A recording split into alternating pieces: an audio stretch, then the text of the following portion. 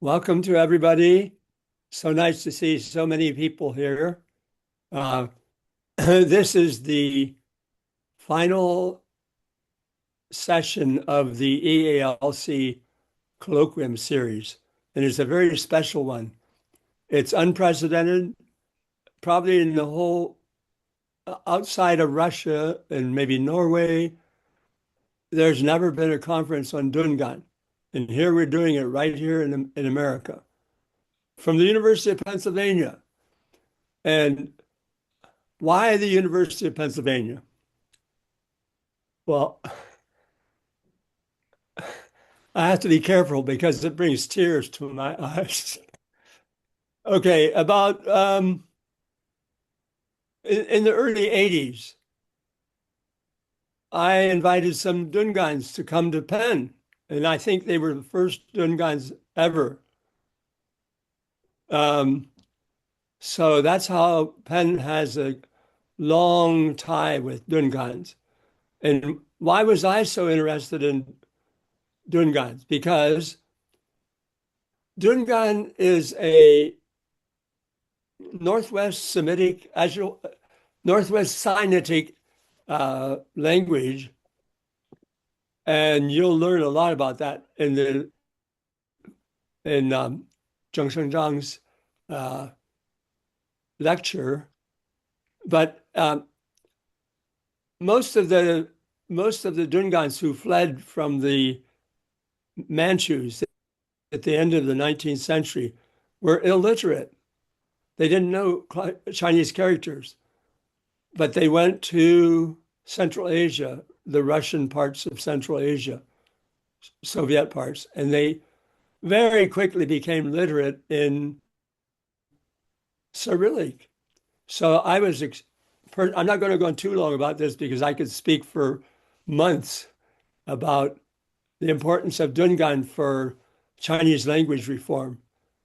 Uh, because for me, Mei Wei Hung, Victor Mair, it proved that you can write Chinese without Chinese characters. Okay, enough of that. You can read a lot of my old stuff. So last fall, I think it was, Lola, somebody knocked on my door. Was it last fall? Yeah. I think so. A person knocked on my door and uh, I said, "Who is this?" And I saw a young woman who's with us now saying, "I'm your new Fulbright scholar, and I'm going to be teaching Russian here, and I'm a Dungan." And I almost fainted. She said she was a Dungan, and I never thought I'd see the day when Dungan came to Philadelphia. There aren't that many Dungans, but they're extremely important. Their history and their language, their writing. So today we're very privileged to have this special colloquium featuring two of the greatest experts on Chinese Dungan history and language, and the daughter of a famous Dungan poet and historian. Um, so we've got a lot to listen to today, and I don't want to take any more time. So I turn it over now to Zheng-sheng Zhang, who will give the first lecture about word tones in Dungan. Zheng-sheng. Well, thank you, Professor Mair, for that nice intro. And I also want to thank my fellow presenters, Lola and Professor In, to accommodate my somewhat off-theme presentation, because the theme today is a famous Dungan historian, Il'ias Iusupov. But I'm talking about word tones. So thank you. So there is one assumption that I have to make, and I underscore that by using the exclamation mark. Dungan is not just living fossil. because many people are very interested in that aspect, the living fossil aspect. It is true that Dungan has kept a lot of the linguistic and cultural artifacts from 150 years ago, but not enough attention has been paid to what happened after they settled in Central Asia. Much has changed in language, and possibly because it is untethered to Chinese characters, which may have some sort of regulatory function. And another thing is that they are in extensive contact with non-Sinitic languages. I just learned to pronounce this maybe the right way. I always pronounce it as Sinitic, but a Sinitic language. Yeah. Now, my main points are three. First of all, due to significant tonal variability, it is hard to account for Dungan tone changes, also known as tone sandi, solely based on syllable tones, also known as citation tones. Word tones can easily accommodate tonal variability and lexical idiosyncrasies. They can be associated with prominence, pitch accent, or stress, or specific meanings and functions. Prominence may also explain some newly observed phenomenon of syllable reduction and final consonant devoicing. Okay, so my data sources, I'm using two dictionaries, one by Zheng-sheng and another one from the Finnish scholar Sami Olli Sami. Zheng-sheng is in Russian Dungan, and Olli's dictionary is Dungan English. And also I'm using works by two Chinese scholars, Wang Sen and Lin Tao. And also I've been doing some virtual fieldwork recently. I've been looking at online restaurant menus and video clips from Instagram, for example. And also I have the fortune to have two very good informants. First of all, our very own Lola, who speaks the Shanxi variety of Dungan, and another informant is in Bishkek, Faya Kavaza. She's the radio announcer for Radio Dungan, and she speaks the Gansu variety. And there have been two assumptions about Sinitic tones. First of all, every syllable has a lexical tone. And tone changes are due to interactions between adjacent syllable tones. But Dungan challenges both assumptions. For example, different syllable tone can be found in different words, the same syllable, right? So, 男人 versus 女人, right? It's the same morpheme 人, yeah. One is 人, one is 人, right? And then it cannot be explained by phonological context. So here we have 男人 and then 能人, yeah. So the phonological context is almost identical, right? Tonally and also segmentally, right? So, and this morpheme also has variable tones. So you can have sampled mountain slope, or 三三字, small mountain. And here the first two syllables are identical tones. And then even more striking is the fact that different tones can be used for the same word. For example, key, the word for key, 月四 or 月四. Okay, so the first syllable is variable. And the second syllable can also be variable. For example, 铁匠 versus 铁匠, yeah, blacksmith. Right? And then, more interestingly, both syllables are variable. So for put down, you can say 葛哈 or 葛哈, right? So both syllables are different. Okay. Now, these two Chinese scholars realize how complex tonal changes are in Dungan. So Lin Tao said, Dungan, the Shanxi variety, tone changes are insufficiently regular. So he basically didn't do much in describing them. And then Wang Sen said, well, somewhat contradicting Lin Tao's word, Shanxi tone changes are relatively simple. But then he went on to say Gansu tone changes are very complex. So what can we take from this? I think we have to conclude that both Shanxi and Gansu tones are very complex.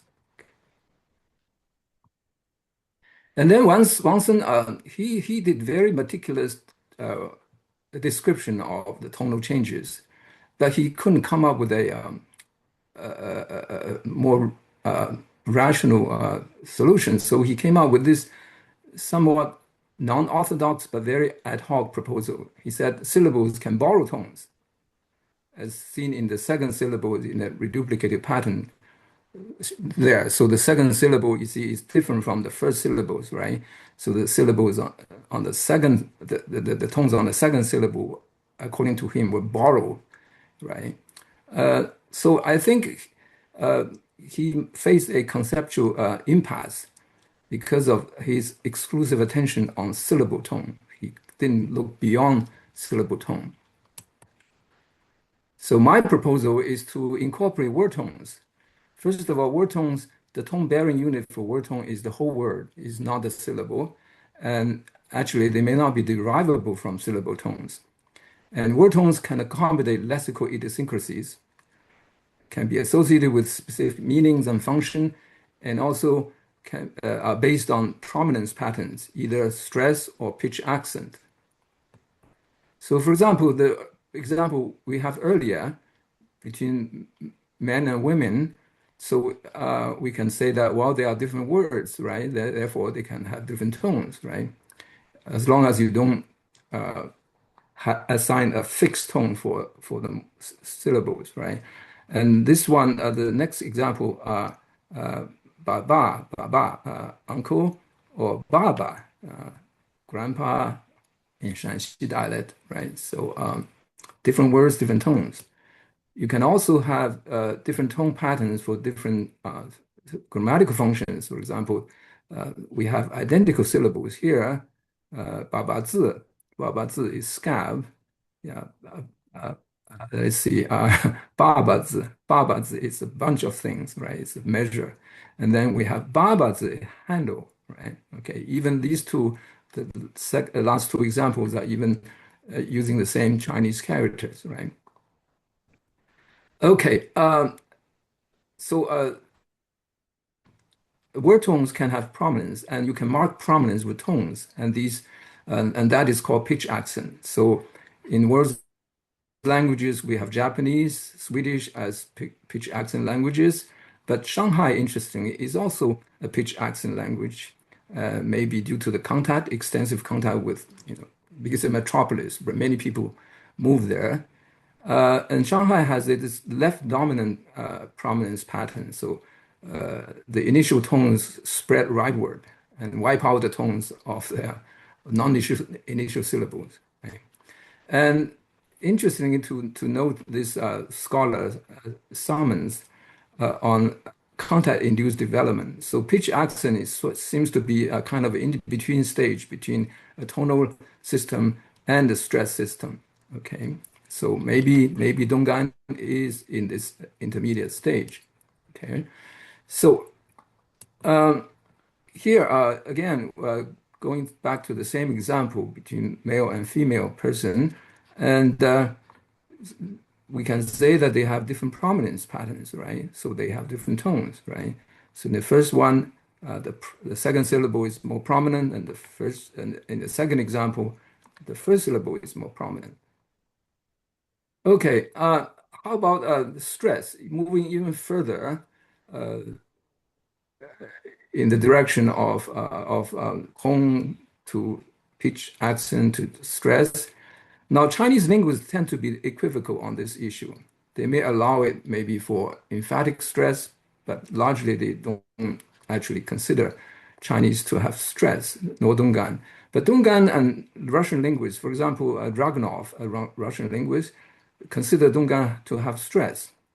And Yang Xiangxin also noted this contrast between Frunze and Tokmak in the stress pattern.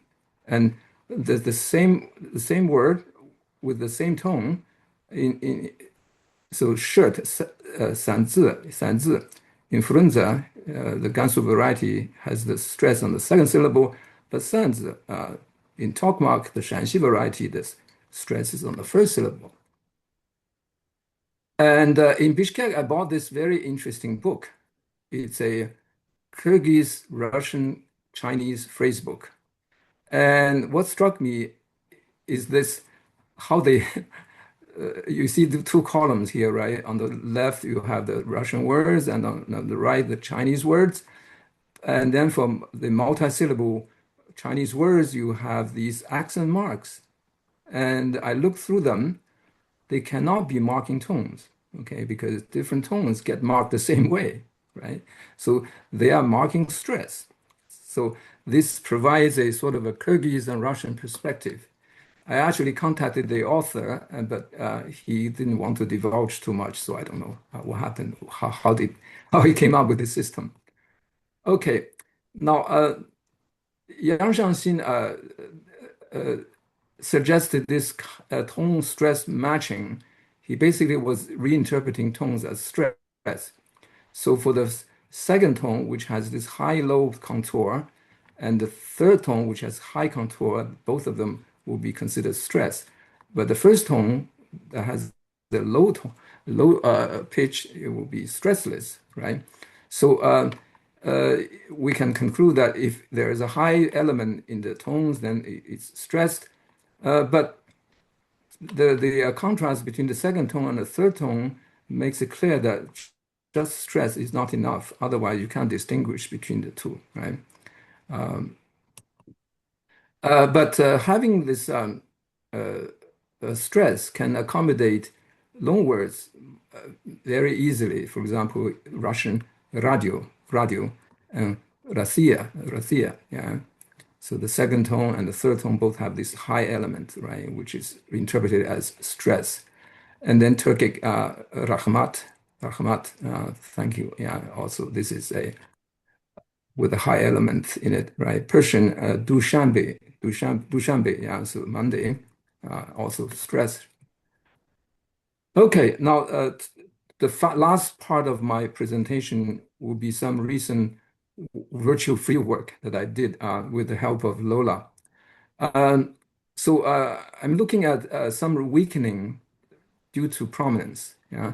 So I'm looking at these ad hoc spellings of restaurant menu items, which I never realized it existed before when I was in Kyrgyzstan. Now, these non-standard spellings actually may better reflect actual pronunciation. They just spell it the way they pronounce it, rather than according to dictionary, right? And the dictionaries tend to be based on the Gansu variety, right? And also, some of these examples are based on Lola's judgment, but not, interestingly, not Fatima's. Oh, not Faya. Okay, I used Faya earlier, but she may also be known as Fatima. So Faya speaks, as you recall, the Gansu variety, but Lola is Shanxi variety, right? So first of all, this. This is a favorite food in Central Asia, the Chinese food, 火锅, right? 火锅. But as you can see from the spelling, 火锅, yeah, the first syllable has one extra letter, right? But in Chinese, 火锅 have the same final, right? So obviously, the longer spelling here indicates that it's more stress, yeah. So there's a kind of a reinterpretation of the tones as stress, right? So these two syllables have the second tone, which has this high-low contour, and the first tone. So, but the first one with the high-low contour is interpreted as stress, right? But of course, there are other spellings of this. The one is without the u, the first letter that's highlighted here. So the both syllables will have the same kind of vowel, right? But I find this example very enlightening. Yeah. Okay. Here it's very common to see the second syllable lost. For example, this is a snack, sans, yeah, sans. Now the second syllable with the vowel can be lost, right? You just pronounce the Z part, right? And Lola confirmed this. And on TikTok, I found this using the full version rather than the reduced version. But Lola said that it can be reduced. And this one for eggplant, right? The full version is two syllables, right? And the reduced version is only one syllable, right? The second vowel is gone. And I found both spellings on YouTube, I think, yeah. And then this one is the Chinese bean noodles, right? 凤饺子. 凤饺子, you see from three syllables, 凤饺子 becomes two syllables, 凤饺子, right? And both, I think, well, at least the top one is from Talkmark, this restaurant. Is the Peking restaurant, I think, yeah. And then this one for meatball, Vans, two syllables becomes Vans, one syllable, right?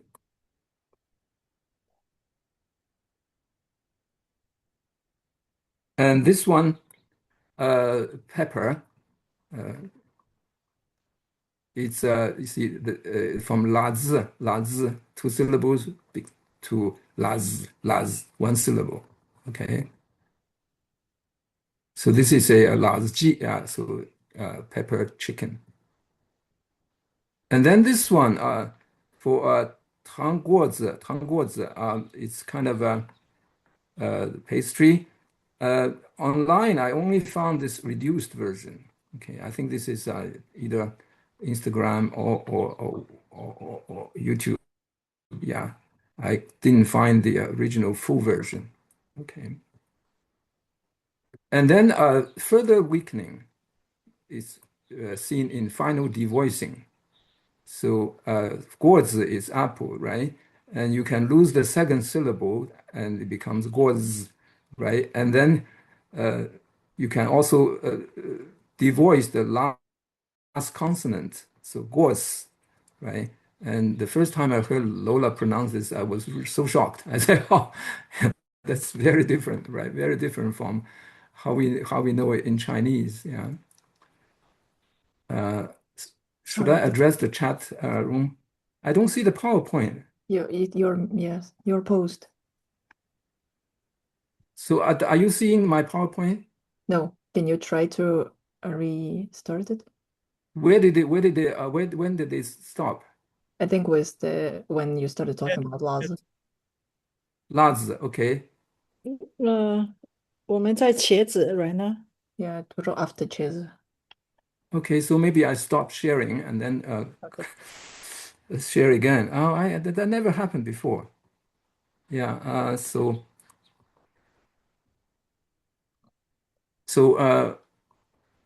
did you see this earlier? 凤饺子. No, we didn't see that. Okay, 茄子. We saw that. Okay, so I think that stopped Now right after. we Yeah, saw- now it's 凤饺子. Yeah. So I already said that this is reducing from three syllables to two syllables, right? But we didn't see And it. then this vans from two syllables to one syllable. Mm. And then laz is again two syllables to one syllable. And then this 糖果子, I said I only found the reduced version, 果子, not the full version. I think this is from either Instagram or YouTube. And then final devoicing, 果子, yeah, becomes 果子. The second syllable is gone, and then the voiced consonant, the final voiced consonant becomes voiceless. 果子, yeah. So I said that I was shocked to hear. I think that was 4 years ago, so the shock still remains. Yeah. Okay, this one. Let's hear Lola say it now. Say it. We say course. Course. You see, course. Yeah. It's very, very surprising to me. And this one, I realized only when I went to Kyrgyzstan that there is this very very clear division between the two kinds of Dungans, right? The Gansu Dungans and the Shanxi Dungans. And here is the nickname for the Shanxi Dungans, Jiuwazi. Now, the Chinese characters for it can vary, and also the interpretation can vary too. But interestingly, from these two menu items, you can see that one, first of all, they both reduce from 3 syllables to 2 syllables, right? And then the two spellings differ in one having the voiced final consonant, and then one is voiceless. So Jovas, this is Jovas. And Lola also confirmed that this is possible. Yeah. Okay, and the last example I give is the Laz pepper. And so the top spelled it with a z, the voice consonant, but then the bottom one spelled it with a voiceless consonant. And Lola suggested this could be a simulation. I agree. Yeah, because the following consonant c is voiceless, right? Well, now that okay. Thank you, Professor Spira.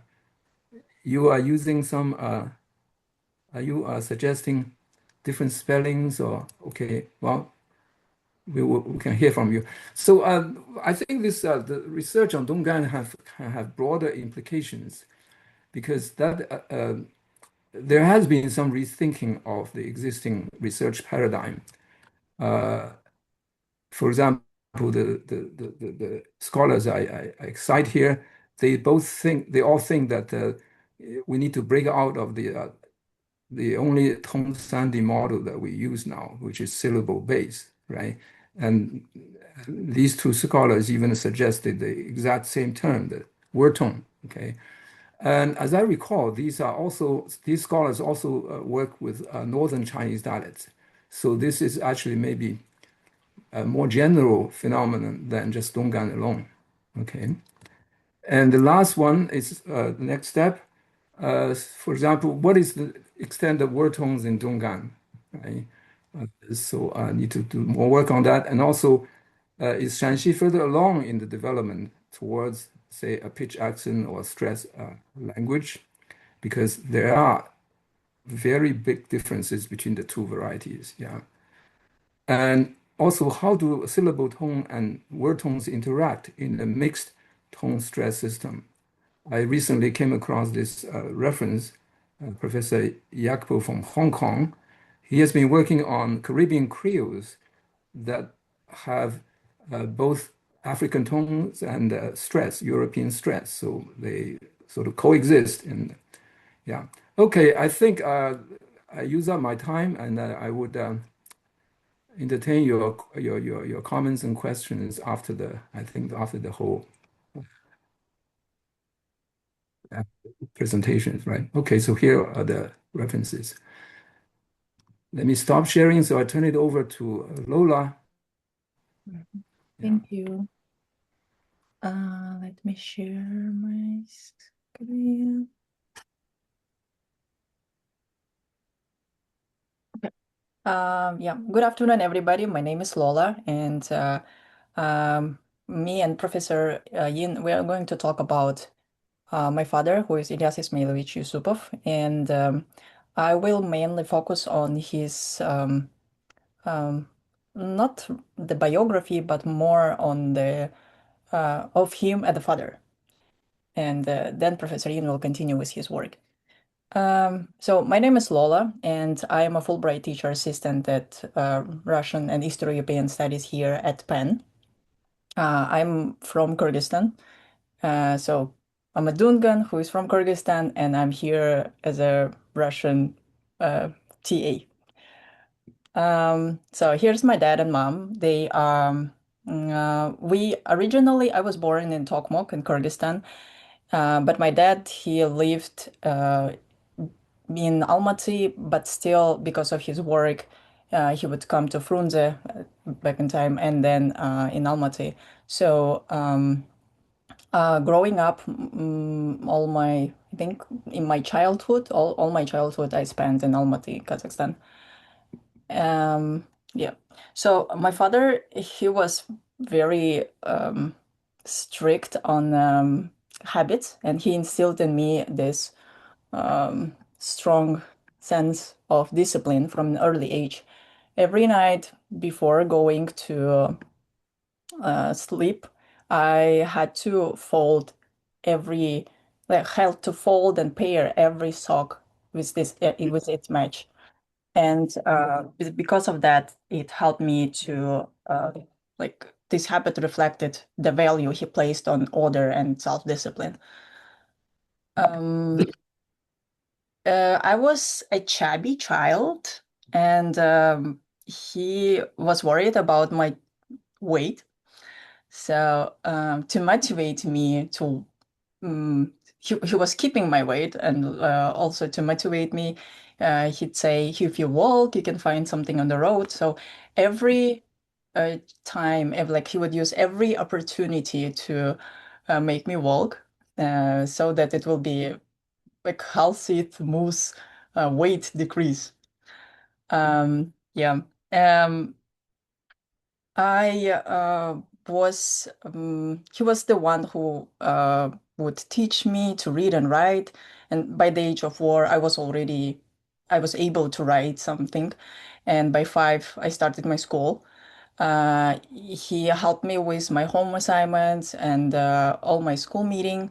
He was the one who take care of it, not my mom. And in all my childhood, as far as I remember, I was always I couldn't understand much of his work because I was small, but I knew that every time that he has a conference or a meeting or something, my mom and my dad, both of them, they would tell me where is it and what were they doing. So something that I can recall from my childhood. Um, Here are the manuscripts of my dad. They are both in the Russian and Dungan languages.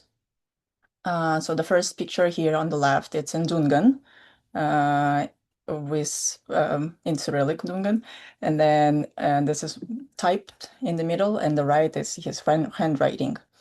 All of this work, they are mostly the manuscripts are the fairy tales, and growing up, I used to listen to his fairy tales, and I'm not sure if I remember them properly unless I reread it, but this helped me to, like, that's the reason why I I am into the academic field right now, and I try to continue and pursue the education.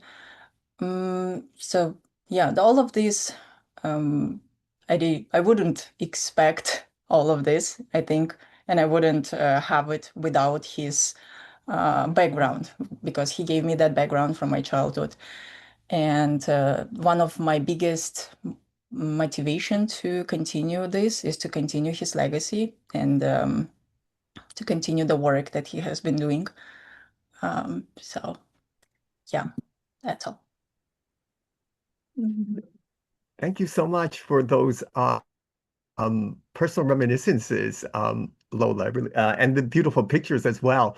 So I'm going to continue our co-presentation by focusing on Lola's father's, Ilyas Yusupov's academic and scholarly contributions. So I think I'm sharing it right now, correct? Yeah. Mm-hmm. Yeah, because I'm gonna start from the beginning. Yeah, and I just want to say also, I should there you know start. I just want to say how fortunate I also feel, in addition to Professor Mair, about having sort of found out that Lola was actually teaching at Penn this semester. And I also have to thank Professor Mair's language log, specifically the blog that he wrote about the Dungans and Lola being here. And it was actually a friend of Lola's who responded to the blog post in Language Log that actually let me know that Lola Iusupova was in fact the daughter of the well-known Dungan historian Il'ias Iusupov, who I'm very familiar with from my longtime engagement in Dungan studies. So I want to talk a little bit about his many contributions. Yusupov was engaged all his life in research into the history and culture of the Dungans. Um, he was born in 1930 in Alma-Ata, the Kazakh Soviet Socialist Republic, and he graduated from the Faculty of History at Kazakh State University. After graduating, I'm going to forward that. Yeah. After graduating from the university in 1953, Yusupov worked as a junior researcher in the Department of Oriental Studies at the Academy of Sciences of the Kazakh Soviet Socialist Republic. From 1957, he was a researcher in the Department of Dungan Studies at the Institute of Language and Literature of the Academy of Sciences of the Kyrgyz Soviet Socialist Republic, where in 1958 he received the degree of Candidate of Sciences in History. In 1974, he went on to receive the degree of Doctor of Sciences in History from the Institute of Oriental Studies of the USSR Academy of Sciences in Moscow. From 1974 to 1987, he was the chief senior researcher in the Department of Uyghur Studies at the Institute of Linguistics in the Academy of Sciences of the Kazakh Soviet Socialist Republic.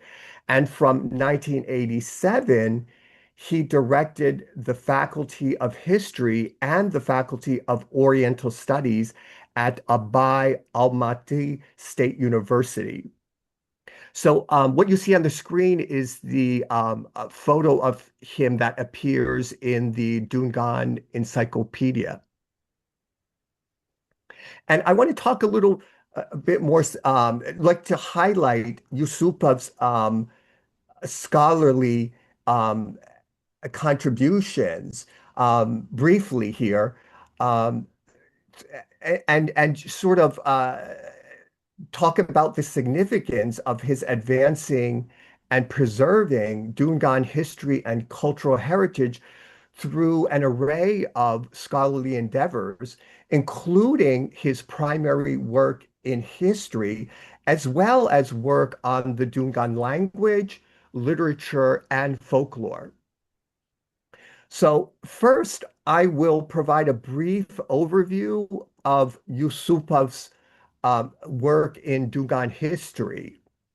So he's the author of more than 100 research works, 15 monographs, scholarly booklets, and so on.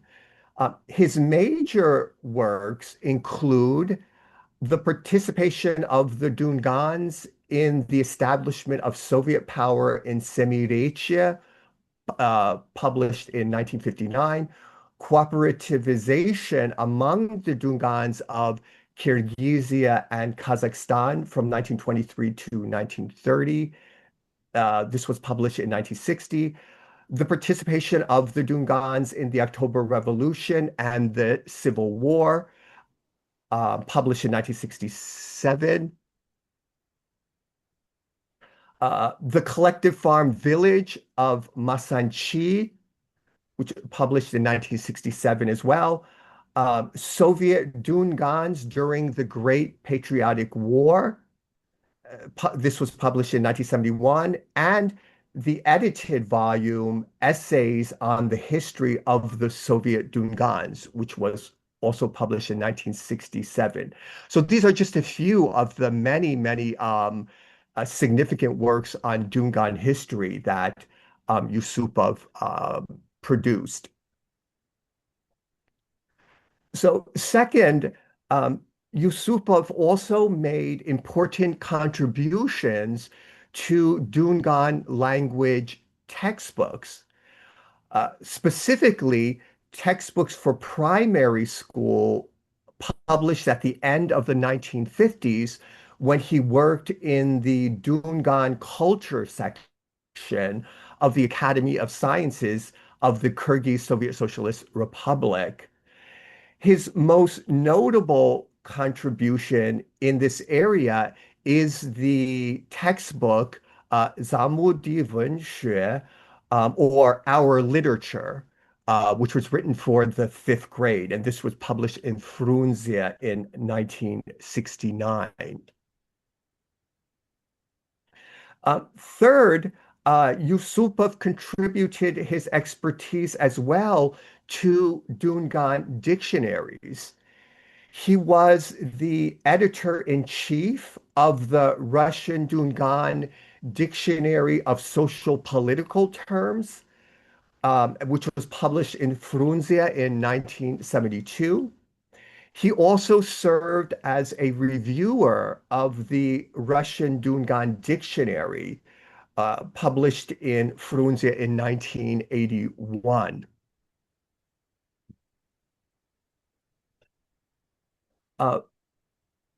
Fourth, Iusupov collaborated with Russian sinologist Boris Riftin and Dungan writer and literary scholar Mahmoud Hassanov on the classic Russian language Dungan folktale collection with in-depth structural and comparative analysis.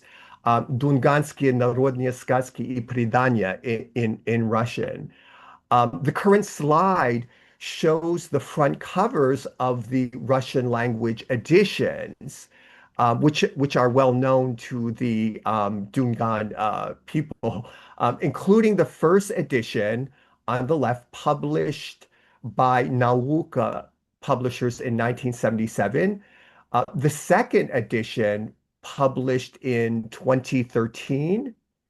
And on the far right, the cover of an abridged edition, which was published in 2018. And the abridged edition only includes those stories that were either recorded and translated by Riftin himself.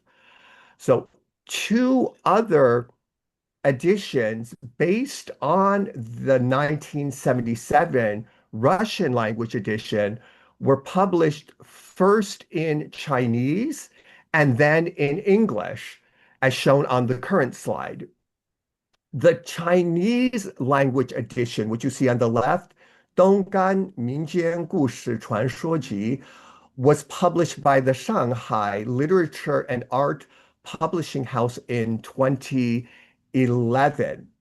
And I was actually sent by postal mail a copy of this by Riftin in one of our last correspondences before he passed in 2013. And my own English language edition, Dungan Folktales and Legends, was published by Peter Lang as volume 16 in its International Folkloristic series in 2021. So Iusupov contributed to 24 of the 78 folk stories appearing in the first edition. As the Dungan language recorder of two of the stories, and as the Dungan to Russian translator or co-translator of 24 stories. The stories he contributed to are indicated in dark blue in the listing of story titles by folktale type on the next 4 slides that I will show. So this is the table of contents from my 2021 English edition of the Dungan Folk Tales and Legends. And so among the wonder tales and animal tales, which account for a total of the first 40 selections in the collection, Yusupov contributed to 13. So you see the first 20 selections there and Yusupov's contributions, and they're the selection 21 through 40 and Yusupov's contributions there.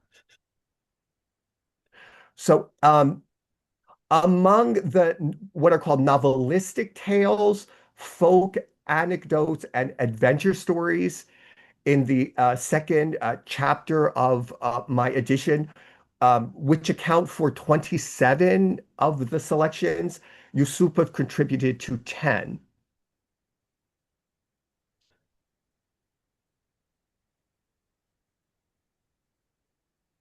And in the last chapter of the collection, titled Legends, Historical Tales, and Narratives, many of the longer selections, Yusupov contributed to one of them. So finally, in the area of literature, Yusupov played a crucial role in the writing of Dao Suahunov's historical narrative, Atalionia Sudzbui, or what I'm translating as Distant Fates in English. And this was published rather recently in 2015 in Bishkek as a 416-page book. Although it had appeared, parts of it had appeared on the pages of the Dungan newspaper in the 2000s, before it appeared in its entirety later as the book.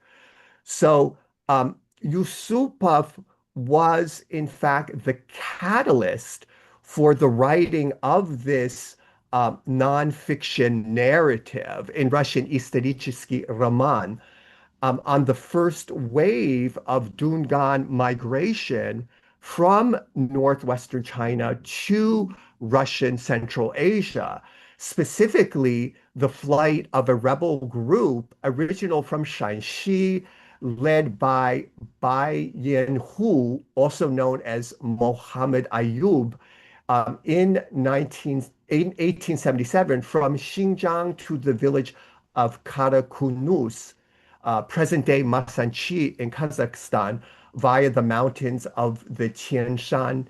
And you can see Bayehu's image on the cover of the Russian language edition of the book with the Great Wall in the back. Yusupov also serves as the main source for Dao Suahunov, the book's author, in his writing of the long narrative, right? Suahunov had at first had doubts about his ability to write the long historical narrative, and he wasn't sure his work would be of interest to readers. But his good friend, Il'ias Iusupov, who had related to him in detail the story he had heard from his grandfather, Yusupov, managed to convince him otherwise. So indeed, there are exceedingly few written accounts of the journey of the Hui or Dungan rebels, in their westward retreat from Qing China to the Russian Empire. So this is an extremely important document in that sense, historical document as well as literary work.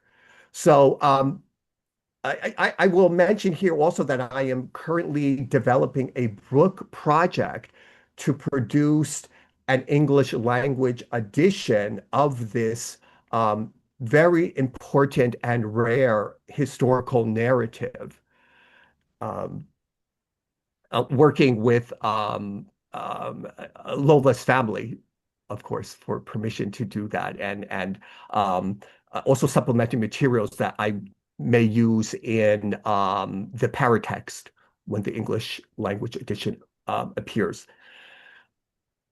Yeah.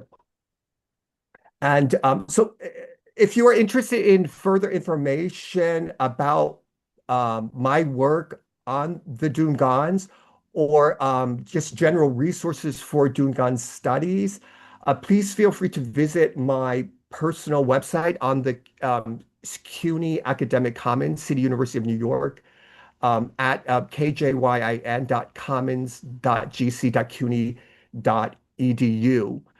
And again, on behalf of all of the presenters today, we would just like to thank the Department of East Asian Languages and Civilizations for hosting us today, and in particular, Professor Mair, Professor Estep, as well as Mr. Ben Zherutka, who is the undergraduate coordinator in the department. Okay, thank you all.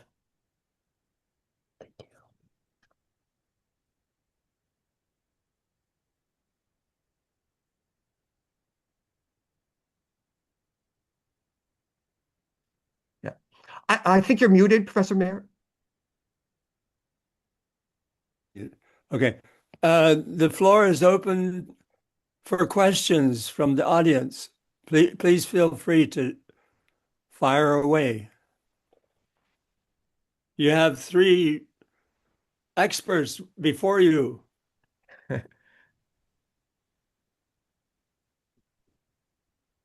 Ivo, you certainly have something to say. Well, let me just start. Can you hear me? Yeah. Yes. Sorry, there's an echo somewhere. Is that my mistake? Or let's see. We can hear you. Yeah, it's fine. I'll switch off this thing. Let's see. Now I'll just drop that one. Sorry. Okay, now can you hear me? Yeah. Yeah. Right. Yeah. So first of all, thank you very much for this very interesting and inspiring presentation. I've been away from a lot of the Dungan studies materials for quite some time, so it's really great to see this. The first thing I wanted to ask about that was to Professor Zhang. So I was thinking, have you gathered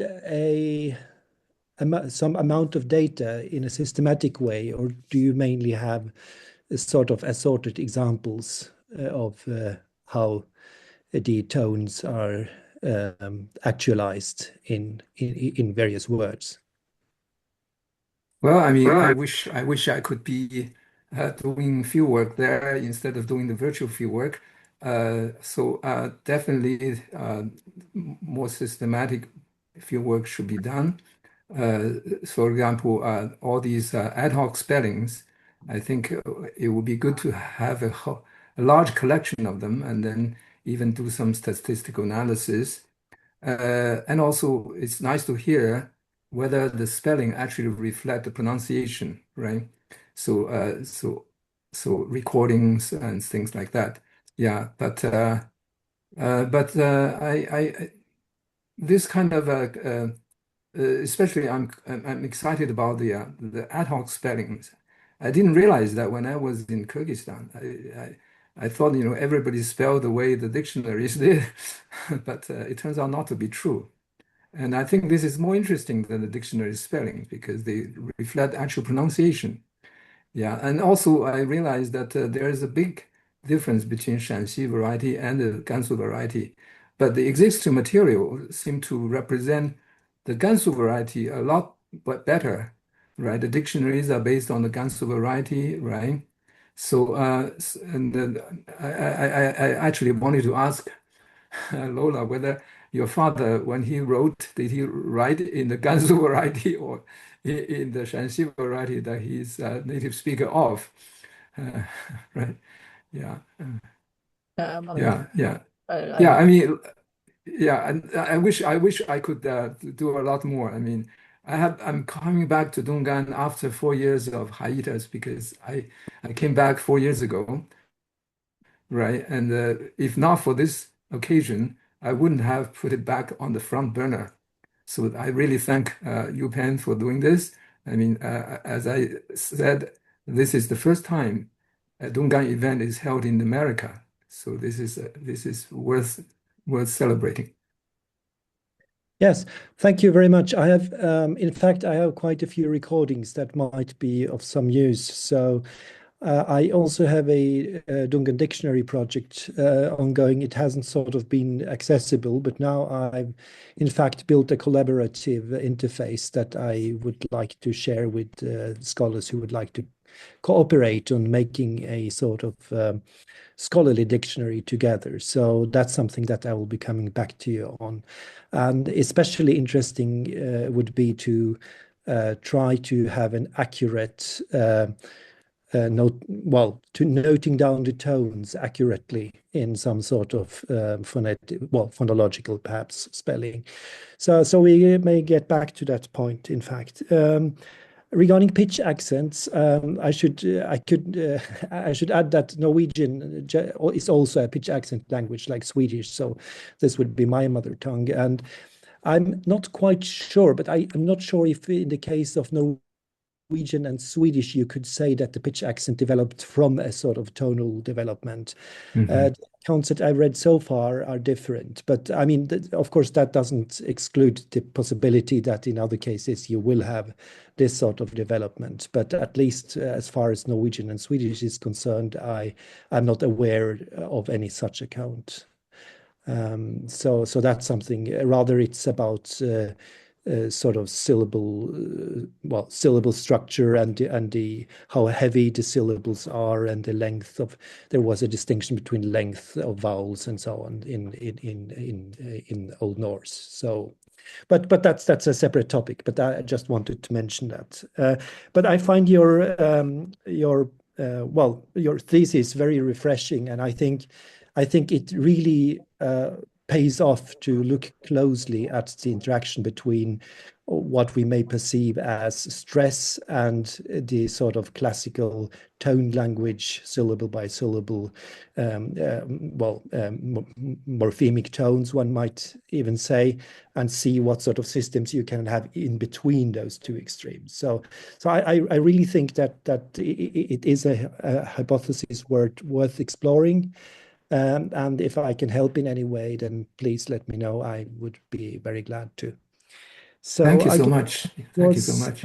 Most of what I had. I mean, it's of course very nice to see, to learn more about Iusupov and his history. And I would also like to get back to some of the issues surrounding fairy tales. I've been rereading some of the fairy tales recently, and I'm very much interested in what happened to the concept of Jing, the sort of Jin or Jingzi or whatever this being is that you get in these fairy tales. Finally, I should also say that I actually wrote a review of Haifeng's Chinese edition of the fairy tales. So if any of you would be interested, then I can, of course, send it to you. And the Chinese edition was, in fact, made on the basis of Riftin's typescripts in Dungan for those stories where the typescripts existed. And the typescripts that exist, you can find on my materials site. Okay, thank you.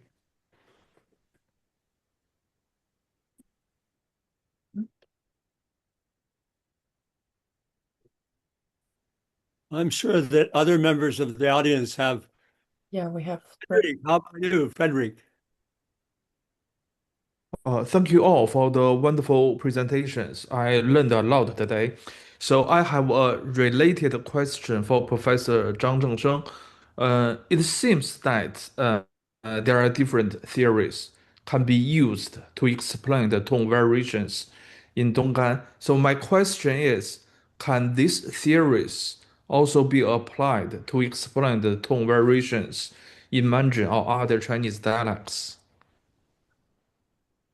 Yeah, towards the end, I think the last page, I was talking about the broader implication of this line of investigation. So quite a few Chinese scholars have raised doubts about the old existing paradigm of just looking at syllable tones, right? And so I think it can be applied to more broadly to Northwest Chinese or even other dialects.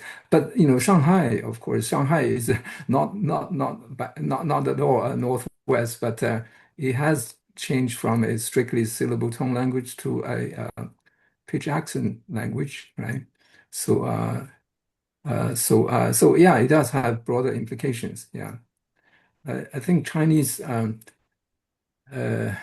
scholars are too committed to married to the syllable tones, or as they say, 本字, yeah, the original the original character, right, with the original tones and so on, but without looking beyond it, the other possibilities. Yeah, yeah.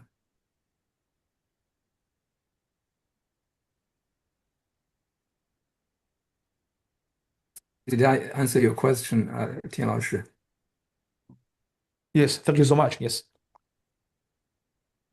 I'd like to ask Lola a question.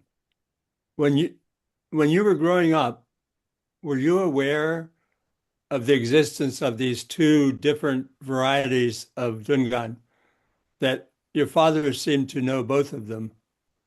And did you hear them in your daily life? And what did you think of them?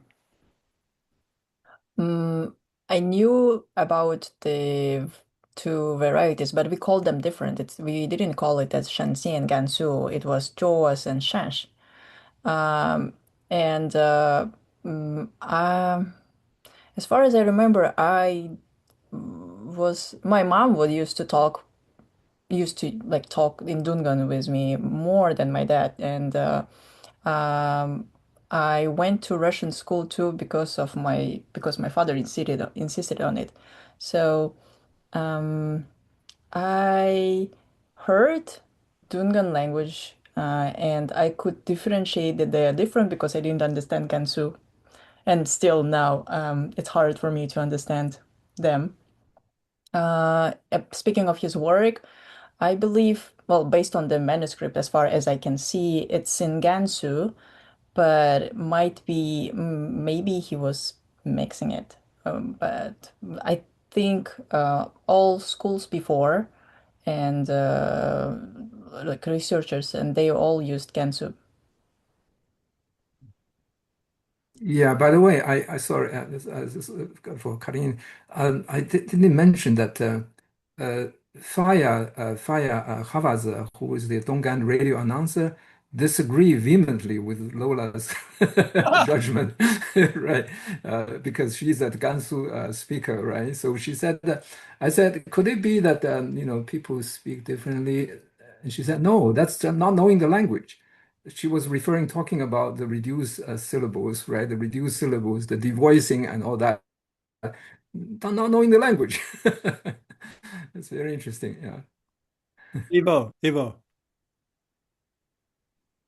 Yeah, I mean, this is a very, very interesting question that gets to the heart of the matter, it would seem. I mean, of course, the thing is that they standardized Dungan based on the Gansu dialects. So that's a question of standardization, and I would guess that Faya's reaction is based on the fact that when you have a standardized language that you make into the symbol of the nation, right?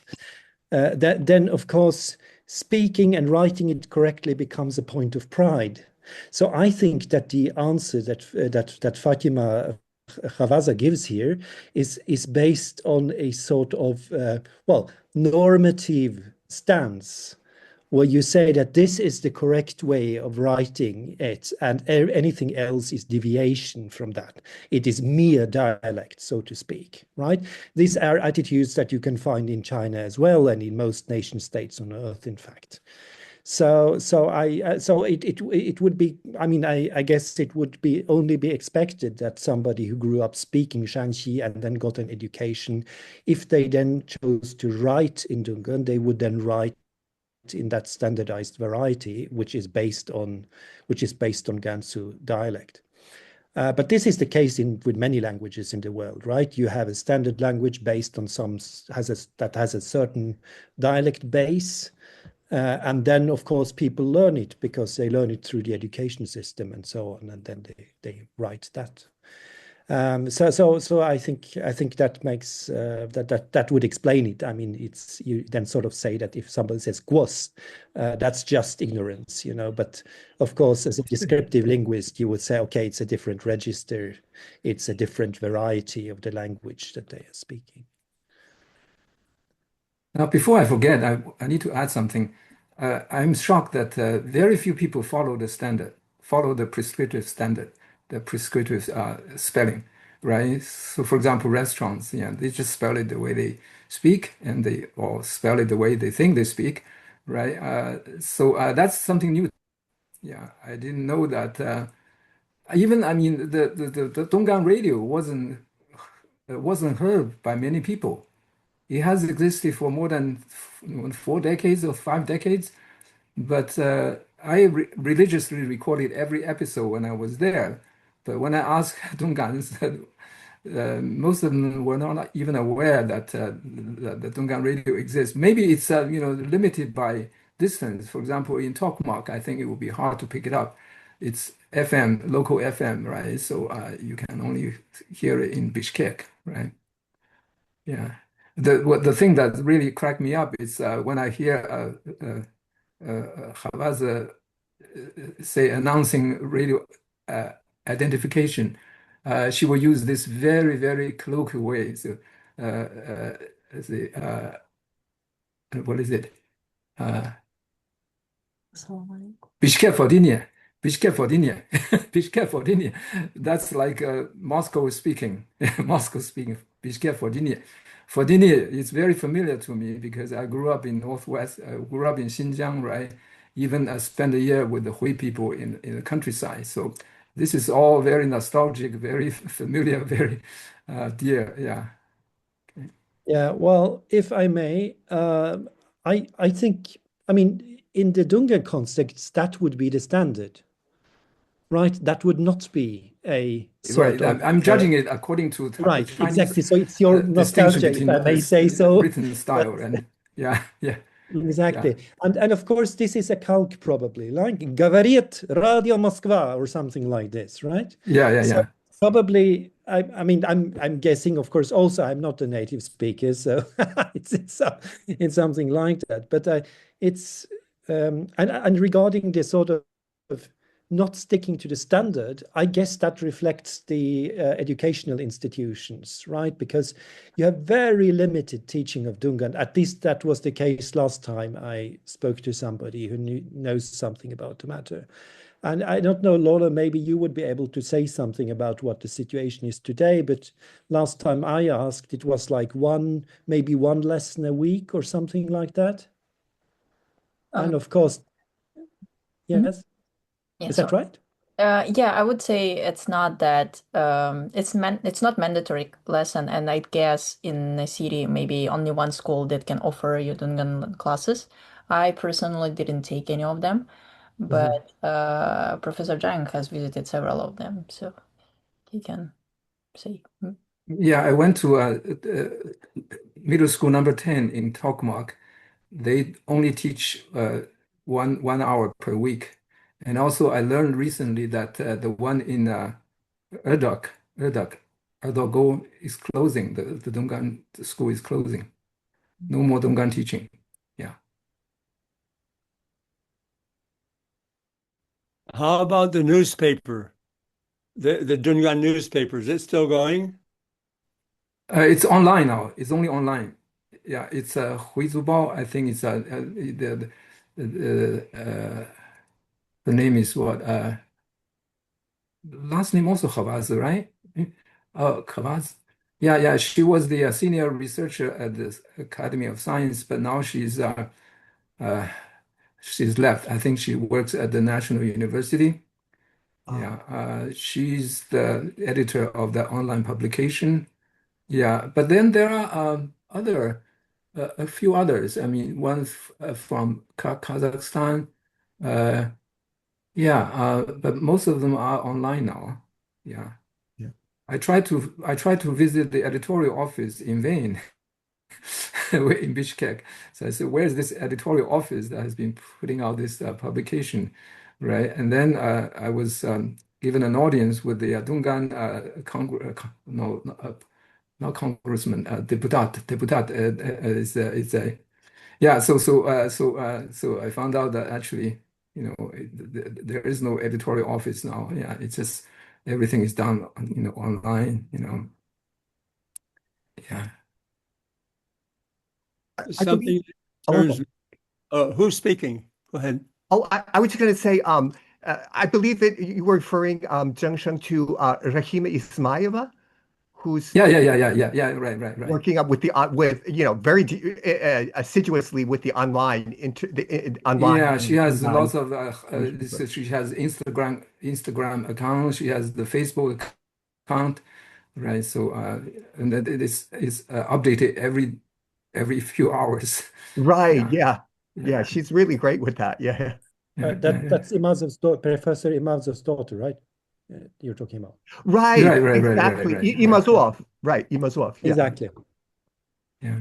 Yeah. I found that out actually sort of recently that she was the daughter. Yeah. Rahima Imazova Ismailova. She'll sometimes put Yeah. the maiden name. Yeah. Oh, Mukhameyevna, it would be probably. Excuse me. Yeah. It's probably Mukhameyevna, no? Oh, that would be her patronymic, right? I would try to give her like sometimes she gives her the maiden name and then also Yeah, okay, I see what you mean. Yeah. I've seen that sometimes. Yeah. Yeah. I was also wondering does anybody know where one can get this historical novel that you referred to by Dao Suakhunov? Oh, there's an e-version. Lola sent me one e-version. I can send it to you. That would be great. I'm Yeah. really curious to read it. I mean, it's Yeah, I am too. because we really don't have these accounts, and we should really try to figure out more about how all this happened. I mean, it's really you piece it together from all sorts of different sources, and it is very hard to get a coherent historical narrative. And I mean, I think that's something that I would very much like to look into. And of course, you cannot deal with this sort of language formation of Dungan without looking into and understanding this sort of back history that is behind it. Right? So yeah, very important. So I make a note of it. I will send it to you. Thank you so much. There is Professor Detman. David is fine. Thank you very much. I just had a comment actually about the kind of abbreviation that's happening for the food words that you were describing. I just wanted to say that that's exactly how they evolved in Mongolian too. The Chinese loanwords in Mongolian, especially for food words, things that end with a z, they become just a z at the end. Oh, I see. And they're basically becoming the same words. The words that are now what you were showing, those are what you would see in Mongolia as well. Even though these are different populations and different Chinese-speaking populations, but maybe it has something to do with how Northern Chinese, because it must have been kind of a Northern Chinese connection. I'm not sure. Well, Mongolian Mongolian have stress, right? So could it be prominence induced? Oh, maybe. Interesting.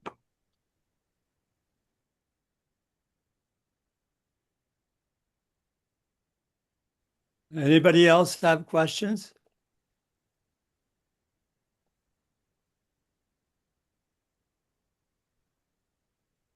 I mean, if we still have time, I might ask another one. Regarding Gyowazi, I mean, in that case, probably you wouldn't have prominence on the, or maybe you would. I'm sort of trying to figure out what would happen to the last syllable if you would have any sort of devoicing in that case. Well, I found two versions of both reduced, both without the third syllable, right? Oh, yeah, But exactly. one with the voiced consonants at the end, z, and the other one is voiceless, s. So Jawas, Jawas, right? And I found out that this the voiced version is not unique. I mean, I found it in from quite a few restaurants. So it may just reflect the pronunciation. Yeah, it's not a fluke or just typo. Right. Right, but why would you say that there is any prominence to any of the syllables that would then induce that kind of devoicing? I mean, it's not quite clear to me which of these two first syllables sort of would carry the prominence. I mean, how would you? Okay, yeah, right. I get you. Yeah, but to me, the voicing is a further weakening, right? Further reduction. So it takes less effort to pronounce a voiceless sound than voiced, right? So so I haven't thought about which syllable actually of the three carries the nuclear stress or the pitch accent. Yeah. But maybe the first one because it has higher tone, Jovatz. Jovatz, So, the very actually, first one. I'm not quite clear on what the tones are. So that would be, so it would be 3-3-1. No, yeah, three, right, exactly. Yeah. Well, using the Dungan tone designations. Right, 3-3-1. Of course. If you think 3-1-1, in Mandarin, it will be different, of course. Right. Yeah, so Yeah. three is a high tone, so that Yeah. it's logical for it to receive the pitch accent, Yeah. right? Yeah. And do you have any idea what the etymology is? You know, people have different stories about it. Yes, exactly. It's quite Very interesting. often it's derogatory, right? Jiuwazi. Now, if you look at the Chinese characters, it means that those people who couldn't keep up, they couldn't keep up with the original, group, right? Yeah, so the but original group. where do you get that character from? I mean, it's online. I mean, you can search it online, and so but that's not sufficient. I mean, you have to. I mean, if somebody in Dungan tells you, pronounces the word, you then have to ask yourself the question: which Chinese characters shall I use to render this? And that is probably based on some kind. I mean, you can do it phonetically, but if you don't, you have to think etymologically, right?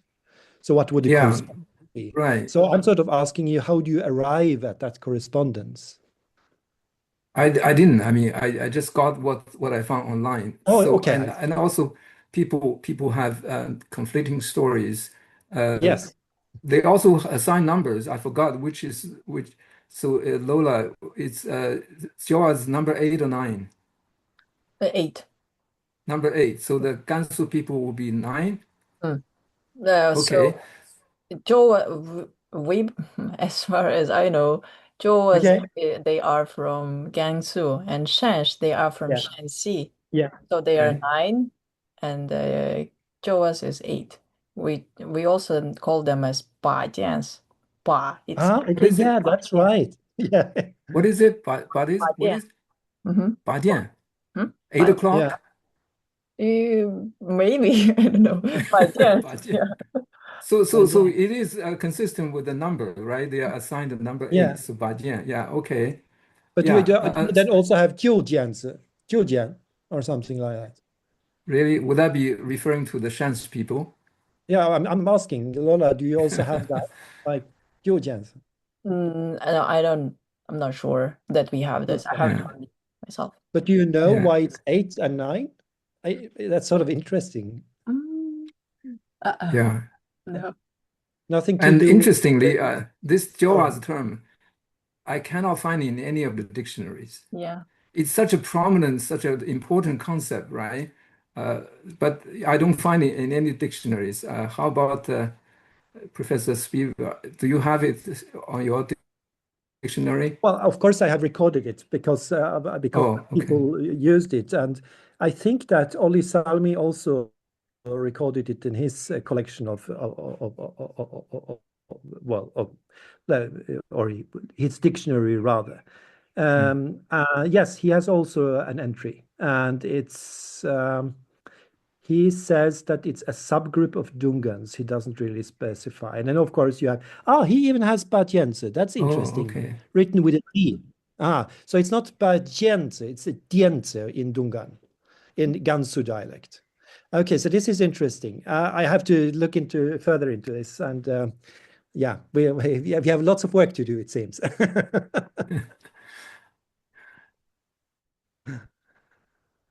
Right.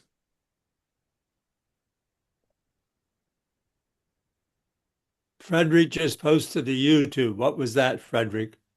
Yeah, I just Google the 八点子the 吊娃子 and I found the article talk about the name of those terms. I'm not sure if that's academically accurate. I just posted here. Yeah, but it's always good to have leads, right? Even if they turn out to lead nowhere in some cases.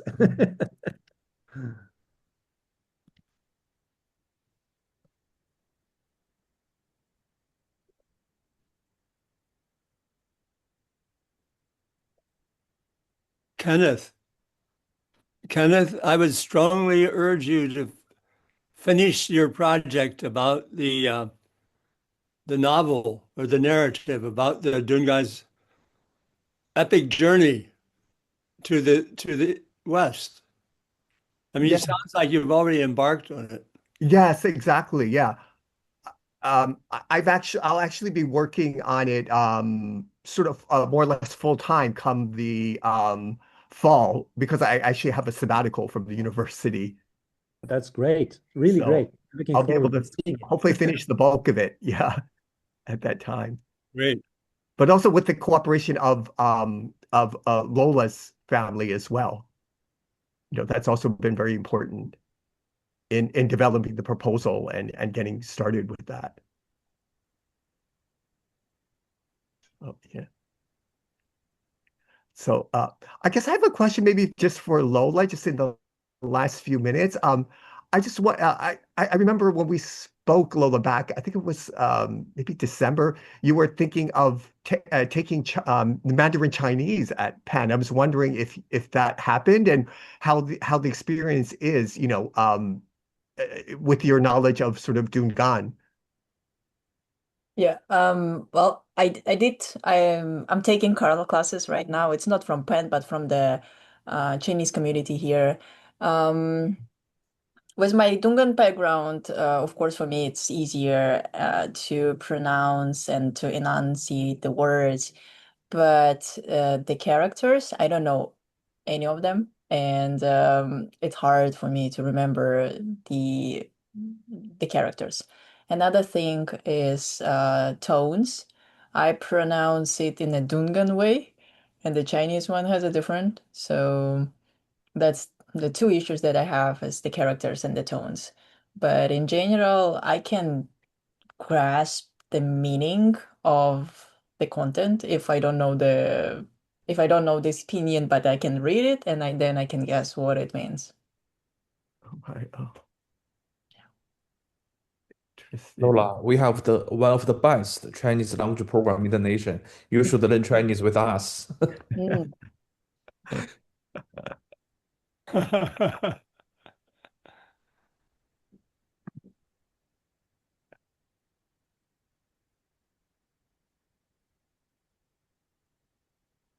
Okay, time for one more question. I didn't have a question. I just had a quick comment. A couple of summers ago, I took a group of Pennsylvania teachers to Central Asia, and we stopped in Iskra, which is near Tokmok.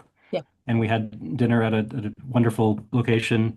It was a very, very Dungan experience. They had their own garden out back, and they grew all their own vegetables and everything. But that was the Shanxi dialect that they were speaking there. Mm. Really, but the most fascinating thing was that like everyone still spoke that. Even though, I mean, if you think about the other minority groups in Central Asia, like the Korean populations, they mostly speak Russian and they don't really speak Korean or anything anymore. But it's amazing how talented they were in maintaining their language. and also speaking Kyrgyz too. It seemed like a lot of people spoke Kyrgyz as well. Just amazing. Now, I want to add something before I forget. Even with my background, growing up in Xinjiang and also living among the Hui for a year, I find it very difficult to understand Dungan. Maybe maybe 50%, it's a good figure. So I asked Lola to translate the beginning part of the radio broadcast. I thought, "Oh, how come I didn't understand any of it?" So it turns out that it's Kyrgyz. So she started out the radio program with Kyrgyz. Yeah. So yeah, but it's true that my students, when I was at the IUCA in Tokmak, some of them would speak Dungan to each other mixed with Russian, and I found it difficult to understand. Yeah, so that actually it's convinced me that Dungan has sort of developed further than I was expecting to find. So further in the becoming maybe a contact language, with all these foreign elements in it, right? And maybe the tones and stress, right? So anyway. I'm going to repeat an anecdote that I've told many times. After I did my initial researches on Dungan, maybe, I guess, 40 years ago, Wang Shuyuan, Bill Wang from University of California got very interested in Dungan. And he encouraged one of his graduate students to take that up as her PhD topic. So he went off on an expedition to Kazakhstan and Kyrgyzstan, and they were going to do a proper linguistic study of Dungan from all these aspects that you've been talking about today. But then he came back and he gave up, and his student gave up, and he explained to me, I can't understand any of it. How can I write? How can we write a dissertation about it? We can't understand it. Do you know why they couldn't understand anything? I think he said there were like too many Russian words, too many Arabic words, too many Okay, yeah, words. that's right. Like there words that you would expect to be in your language suddenly become something totally different, like tolaji, tractor. You Right. have it, but then it becomes tractor. Of course, yes. A lot of things like that he A mentioned. lot. Yeah. I still can't figure out why Dongans don't use a Chinese word for tomato. They will use the Russian word pomidor, right? It's actually a very common vegetable, right? So why do they use Russian word for it? But isn't there one? We use the Russian root, and then we add the Dungan ending, which is pamder. Pamder. Okay, so you add the ending. Now in Xinjiang, you will either say 死字 or 杨死字, 杨死字, so foreign kind of a persimmon, or 死字 just persimmon, right? Things like that, right? But of course, it's the standard term is 西红柿, right? Or 番茄. But Dongans just use pomidor. Yang Xianxin's dictionary has 狮子, in fact. Oh, really? Okay. Well, in addition to but of course, also in my collection here, I have pamdar, in fact. That's interesting. Pamdar. I don't know. How would you pronounce it, Lola, in your Shanxi? Yeah, we say pamder. Pamder. Yeah, pamdar. So it's not even pomidor. It's pamdar. Oh, I see. So it's a It's Russian pamdar. root, So but it's even with arhua. It's very interesting. yeah. Even with arhua. Yeah. No, well, I would actually. So this is a good theme, in fact. So Professor Mair just reminded us. I mean, basically, the Dungans are a multilingual, multi-talented people. That's sort of the conclusion, right? It's very good.